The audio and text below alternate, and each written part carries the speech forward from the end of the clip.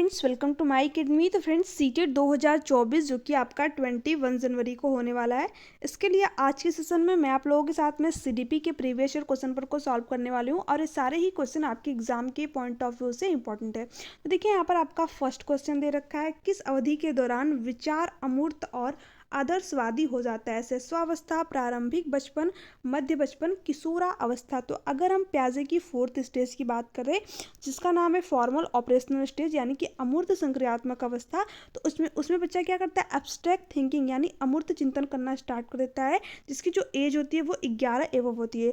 तो उसके अकॉर्डिंग जो बच्चा है वो किस एज में होगा? किशोरा अवस्था में। तो ऑप्शन नंबर डी जो है आपका यहाँ पर करेक्ट है। नेक्स्ट क्वेश्चन आपका दे रखा है, बाल विकास के समकालीन परिप्रेक्ष्य। बच्चे को एक जैविक प्रवर्ग के रूप में देखते हैं, बच्चे को एक दैहिक सत्व के रूप में देखते हैं, बाल्यावस्था को विशिष्ट चरणों में विभाजित मानते हैं, बाल्यावस्था को एक विशिष्ट सांस्कृतिक एवं सामाजिक संरचना मानते हैं। जो कि आपका क्या है? बिल्कुल करेक्ट दे रखा है, सही दे रखा है। जो बाल विकास के समकालीन परिप्रेक्ष्य हैं वो बाल्यावस्था को क्या मानते हैं? एक विशिष्ट सांस्कृतिक एवं सामाजिक संरचना मानते हैं। नेक्स्ट क्वेश्चन है आपका, अधिगम के संदर्भ में निम्नलिखित में से कौन सा कथन सही है? छात्र सबसे अच्छा तब सीखते हैं जब वे सांस्कृतिक रूप से अप्रासंगिक गतिविधियों में भाग लेते। तो नहीं, छात्र सबसे अच्छा तब सीखते हैं जब वो प्रासंगिक गतिविधियों में भाग लेते, बट यहाँ पर अप्रासंगिक दे रखा है तो ये आपका गलत हो जाएगा। सार्थक गतिविधियों में भाग लेने पर छात्र सबसे अच्छा सीखते हैं, जो कि आपका बिल्कुल करेक्ट दे रखा है। ठीक है, जब छात्र सार्थक गतिविधियों में भाग लेता है तो सबसे अच्छी तरीके से सीखता है, ये आपका सही है। छात्र सबसे कम तब सीखते हैं जब वे सांस्कृतिक रूप से प्रासंगिक गतिविधियों में भाग लेते। तो देखिए, नहीं, प्रासंगिक नहीं, अप्रासंगिक गतिविधियों में भाग लेंगे तब वो कम सीखेंगे, प्रासंगिक गतिविधियों में भाग लेंगे तब तो वो अच्छी तरीके से सीख पाएंगे। तो ये भी आपका गलत दे रखा है। उसका दे रखा है, विद्यार्थी सबसे कम सीखते हैं जब वे सार्थक गतिविधियों में भाग लेते हैं। देखिए, यहाँ पर कम दे रखा है, इसलिए ये ऑप्शन आपका कट जाएगा, क्योंकि सार्थक गतिविधियों में जब छात्र भाग लेगा तो वो और अच्छी तरीके से अधिक सीख पाएगा। ठीक है, नेक्स्ट क्वेश्चन आपका दे रखा है अजर्शन और रीजन वाला। ठीक है, देखिए, अजर्शन आपको दे रखा है, बच्चों व बचपन की संकल्पना सार्वभौमिक नहीं हो सकती। तो ये बात आपकी बिल्कुल, रीजन तो आपका बिल्कुल, सॉरी, अजर्शन तो आपका बिल्कुल सही दे रखा है। जो कथन है, जो बच्चा होता है और जो बचपन की संकल्पना है सार्वभौमिक नहीं हो सकती, यानी प्रत्येक बच्चे में एक जैसी नहीं होगी, तो ये आपका सही है।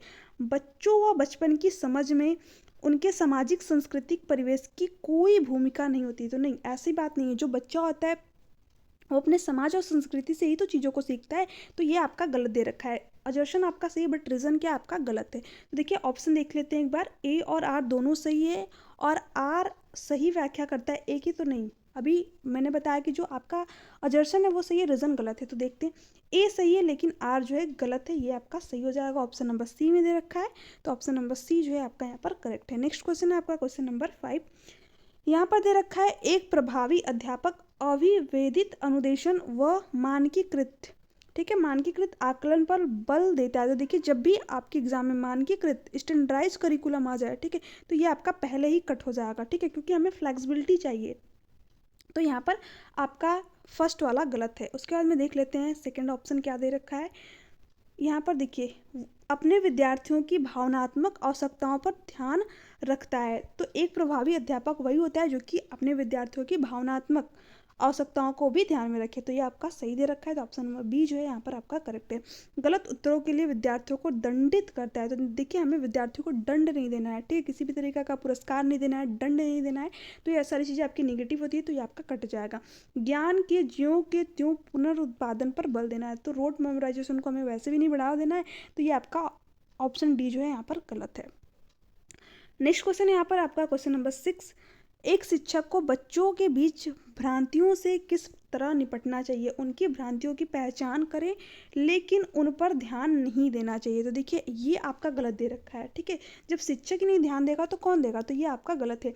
उनकी भ्रांतियों के प्रत्युत्तर हेतु अवसर प्रदान करने चाहिए, जो कि क्या आपका सबसे बेस्ट ऑप्शन दे रखा है, ऑप्शन नंबर बी, अपॉर्चुनिटी हमें प्रदान करनी चाहिए, क्योंकि बच्चे गलतियों से ही तो सीखते हैं, और उन पे जब टीचर ध्यान ही नहीं देगा तो वो कैसे सीख पाएंगे? तो ये तो आपका गलत दे रखा था, बी यहाँ पर करेक्ट है। उसके बाद में देखिए, सी को भी देख लेते हैं एक बार।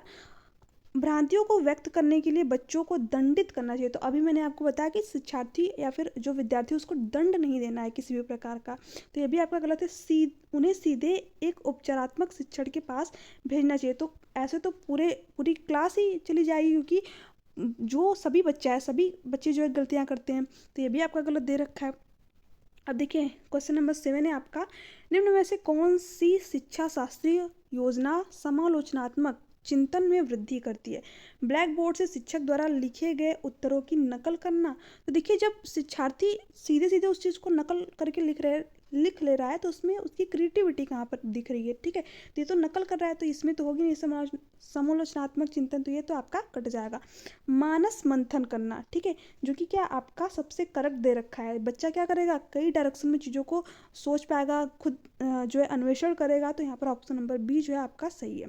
पाठ्य पुस्तक से अनुच्छेदों को कई बार लिखना, तो लिखना यानी दोहराना, फिर से वही ड्रिल करना, प्रैक्टिस करना, तो ये सारी चीज़ें आपकी जो है निगेटिव वर्ड होते हैं। निर्देश देना भी आपका निगेटिव वर्ड है, तो ये भी आपका कट जाएगा।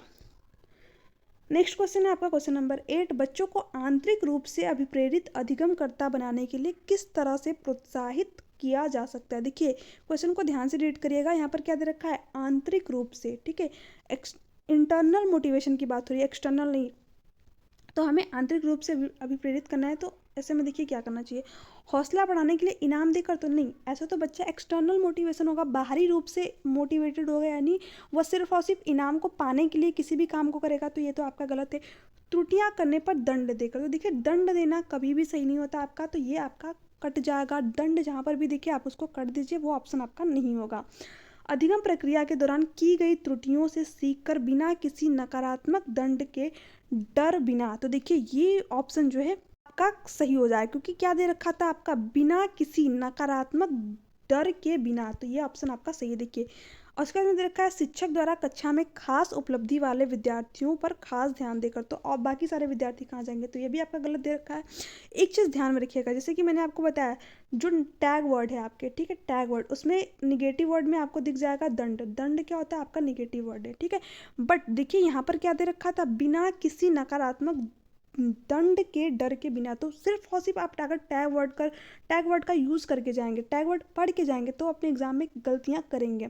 अगर टैग वर्ड के साथ में प्रीवियस ईयर क्वेश्चन पर भी सॉल्व करके चले गए, तब आपकी एग्ज़ाम में 100%, 110% जो है आपकी एग्ज़ाम में टैग वर्ड हेल्प करेंगे, क्योंकि आपको पता चलेगा कि कहाँ पर पॉजिटिव निगेटिव वर्ड का यूज़ करना है और कहाँ पर जो है उनसे बचना है। तो ये सारी चीज़ें आप ध्यान में रखिएगा, तभी आप टैग वर्ड का यूज़ करिएगा। मैं हमेशा से यही चीज़ बोलते आई हूँ। मैं टैग वर्ड को एकदम, ऐसा नहीं है कि आप अचानक से एक दिन में टैग वर्ड पढ़कर चले गए और बाकी प्रीवियस ईयर क्वेश्चन पर को आप किए ही नहीं अपने एग्जाम में। आप अच्छे जो क्वेश्चन आएंगे उनको अच्छी तरीके से सॉल्व करोगे, तो देखिए ऐसे में आप अपना 4 से 5 नंबर मिस्टेक करोगे वहाँ पर, ठीक है। तो आप प्लीज़ टैग वर्ड को तभी यूज़ करें जब आप प्रीवियस ईयर क्वेश्चन पर को सॉल्व करके गए हो, या फिर अगर प्रीवियस ईयर क्वेश्चन पर नहीं सॉल्व करके गए हैं तो आपको प्रॉब्लम आएगी, कुछ क्वेश्चनों में आपको प्रॉब्लम आएगी और आप टैग वर्ड का यूज़ करने के बाद भी उन क्वेश्चनों को गलत करेंगे। तो देखिए यहाँ पर दे रखा है क्वेश्चन नंबर 9। अब आगे की क्वेश्चन देखते हैं हम लोग। निम्नलिखित में से कौन बाल केंद्रित कक्षा को नहीं दर्शाता है? देखिए क्वेश्चन में पूछ रखा है नहीं दर्शाता है, तो चाइल्ड सेंटर्ड एजुकेशन में क्या चाहिए, जिसमें बच्चा सेंटर्ड में हो बस, बट इसमें नहीं पूछ रखा है। गतिविधियों के अनुसार बैठने की व्यवस्था में परिवर्तन, तो देखिए ये बात आपकी सही है, ठीक है, जैसी ही बच्चे की ज़रूरत है हमें उसके अकॉर्डिंग उसको बैठाया जाए, तो ये तो आपका सही दे रखा है, बट इसमें नहीं पूछ रखा है, तो ये तो आपका ऑप्शन होगा नहीं, ठीक है। उसके बाद में देखिए बी दे रखा है, बच्चों की प्रगति गुणात्मक रूप से और विकास के सभी पहलुओं को ध्यान में रखते हुए रिपोर्ट की जाती है, ये भी आपका सही दे रखा है, तो ये भी आपका ऑप्शन नहीं होगा। शिक्षक पाठ्य पुस्तक पढ़ाता है और छात्रों की नकल करने के लिए ब्लैक बोर्ड पर उत्तर लिखता है, ये आपका करेक्ट हो जाएगा, क्योंकि यही जो है चाइल्ड सेंटर्ड एजुकेशन के अंदर नहीं आता है, तो ऑप्शन नंबर सी जो है आपका यहाँ पर करेक्ट है। नेक्स्ट क्वेश्चन है आपका क्वेश्चन नंबर 10 कि इसमें दे रखा है, हावर्ड गार्डनर ने बुद्धिमत्ता को एक स्थिर विशिष्टता मानने की परंपरागत सोच की समालोचना की, तो देखिए उसके बाद में दे रखा है 12 अलग प्रकार की बुद्धिमत्ता को प्रस्तावित किया, सृजनात्मकता का सिद्धांत दिया, बुद्धिमत्ता को एकल संरचना सिद्धांतों को प्रतिपादित किया, तो ये आपका नहीं है। बुद्धिमत्ता के एकल संरचना सिद्धांत को प्रतिपादित नहीं किया, क्योंकि इनकी थ्योरी का नाम ही है मल्टीपल टाइप ऑफ इंटेलिजेंस, यानी बहुबुद्धि का सिद्धांत, तो एकल तो होगा नहीं, तो ये आपका कट। सृजनात्मकता का सिद्धांत इन्होंने नहीं दिया है। उसके बाद में 12 अलग प्रकार की बुद्धिमत्ता को प्रस्तावित किया, ये भी आपका गलत है। एनसीईआरटी में आपकी 8 ही बुद्धि दी है, 8 टाइप की बुद्धि दी है। हालांकि उन्होंने 12-13 टाइप की बुद्धि दी है, बट एनसीईआरटी की बुक को आपको ऑथेंटिक मानना है, ठीक है। तो 8 जो 8 प्रकार की बुद्धि है वो एनसीईआरटी की बुक में गिवन है, तो 8 अगर आपको दी तब तो सही है, लेकिन 12 दे रखा है तो ये आपका गलत है। बुद्धिगत बुद्धिमत्ता को एक स्थिर विशिष्टता मानने की परंपरागत सोच की समालोचना की, यही आपका जो है करेक्ट है।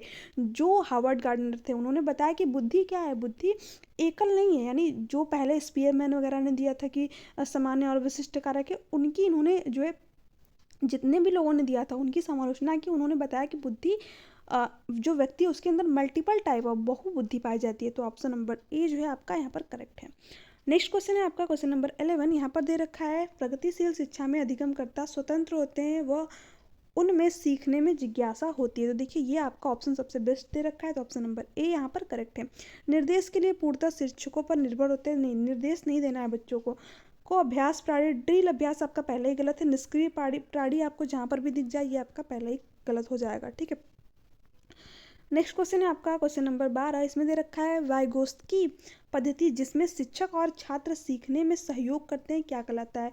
खोज, अधिगम, पारस्परिक शिक्षण, क्रमादेशित निर्देश, प्रतिपादक शिक्षण। तो देखिए जो क्वेश्चन नंबर 12 आपका, इसमें क्या दे रखा है, शिक्षक और छात्र सीखने में सहयोग करते हैं, तो ये आपका क्या हो जाएगा, पारस्परिक शिक्षण। तो ऑप्शन नंबर बी जो है आपका यहाँ पर करेक्ट हो जाएगा।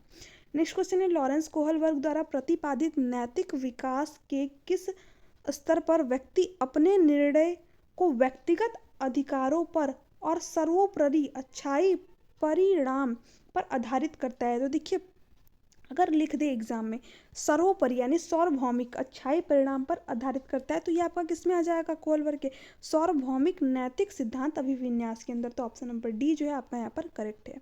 नेक्स्ट क्वेश्चन है आपका ले वाइगोत्स्की के अनुसार एक शिक्षिका की प्राथमिक भूमिका क्या है? विद्यार्थियों को सूचनाओं का हस्तांतरण करना? तो नहीं, ऐसा थोड़ी है कि सिर्फ विद्यार्थी के अंदर सूचनाओं को भर देना, ठीक है। हूबहू पुनरुत्पत्ति पर बल देना, ये आपका गलत दे रखा है। बच्चों के चिंतन को आलंबन, पाड़, स्कैफोल्डिंग, ठीक है, प्रदान करना। तो पाड़ या फिर ढांचा जिसके बारे में कौन बात करता है, ले वाइगोत्स्की। तो ऑप्शन नंबर बी आपका यहाँ पर करेक्ट दे रखा है। इनाम व सजा का उपयोग करके, ये गलत है। बच्चों के स्मरण कौशल को बढ़ावा देना, नहीं, ये भी गलत है। बेंडूरा के सामाजिक अवलोकन पर आधारित अधिगम सिद्धांत के लिए निम्नलिखित में से कौन सी प्रक्रिया होती है? स्वचिंतन, प्रतिधारण, पुनरावृत्ति, सार का दोहराना। तो देखिए यहाँ पर जो बेंडूरा है उनके अनुसार कौन सा हो जाएगा, प्रतिधारण। तो ऑप्शन नंबर बी जो है आपका यहाँ पर करेक्ट है। नेक्स्ट है बुद्धि की स्पीयरमैन परिभाषा में कारक जी है, आनुवंशिक बुद्धि, उत्पादक बुद्धि, सामान्य बुद्धि, वैश्विक बुद्धि। तो देखिए अगर जी कारक की बात करें तो इन्होंने 2 दिया था स्पीयरमैन जो थे, एक तो दिया था आपकी सामान्य बुद्धि, एक तो दिया था स्पेसिफिक बुद्धि यानी विशिष्ट बुद्धि, ठीक है। तो इसमें पूछ रखा है जनरल, जी का मतलब ये जनरल यानी सामान्य बुद्धि। तो ऑप्शन नंबर सी जो है आपका यहाँ पर करेक्ट है। विभिन्न भाषाई पहचान वाले शिक्षार्थियों वाली कक्षा में एक शिक्षक को किसका अभ्यास कराना चाहिए? बहुभाषावाद, अलगाववाद, नामीकरण, रूढ़िबद्धता। तो देखिए हमें स्टीरियोटाइप तो करना ही नहीं है, ठीक है। बच्चों को अलग थलग सेग्रीगेशन करना, ये सारी चीज़ें आपकी गलत है। नामीकरण ये भी आपका गलत है। हमें किसको करना है, बहुभाषावाद, मल्टी लैंग्वेज को, ठीक है। विभिन्न भाषाई पहचान वाले शिक्षार्थियों वाली कक्षा में एक शिक्षक को किसका अभ्यास करना चाहिए? बहुभाषावाद, जिसपे आपकी एनईपी भी जोर देती है, ठीक है, एनसीएफ भी। तो आपका ऑप्शन नंबर जो है आपका फर्स्ट यहाँ पर राइट आंसर हो जाएगा। एक शिक्षक का इरादा अपने छात्रों के बीच चिंतनशील कौशल की सुविधा प्रदान करना है, इसके लिए उसे क्या करना चाहिए? छात्रों से बोर्ड पर लिखी सामग्रियों को कॉपी करने के लिए कहना चाहिए। तो देखिए इसमें तो इसकी चिंतनशील कौशल का जो है विकास होगा नहीं, तो ये तो आपका गलत हो जाएगा, ठीक है। उसके बाद में रखा है छात्रों को अपनी समझ के बारे में सवाल पूछने के लिए प्रोत्साहित करना चाहिए। यही ऑप्शन है जो कि आपका यहाँ पर करेक्ट हो जाएगा, ठीक है। हमें क्या करना चाहिए, छात्रों को अपनी समझ के बारे में सवाल पूछने के लिए प्रोत्साहित करना चाहिए। तो ऑप्शन नंबर बी आपका यहाँ पर करेक्ट है। छात्र को रटने याद करने के लिए गद्यांश देना चाहिए, नहीं, रोट मेमोराइजेशन को हमें बढ़ावा नहीं देना है। छात्रों के व्यवहार को उद्दीपन प्रतिक्रिया द्वारा अनुकूलित करना, यह भी आपका गलत है। अब देखिए नेक्स्ट क्वेश्चन आपके एग्जाम में बना, और जर्शन और रीजन का। जर्शन आपको दे रखा है अधिगम में बच्चों द्वारा देखे और अनुभव किए गए तथ्यों के बीच संबंध स्थापित करने की प्रक्रिया शामिल है। तो ये तो आपका सही दे रखा है, असर्शन जो है आपका सही दे रखा है। बच्चे रेखीय तरीके से सीखते हैं, न कि चक्रीय तरीके से। देखिए ये आपका जो है गलत दे रखा है, ठीक है।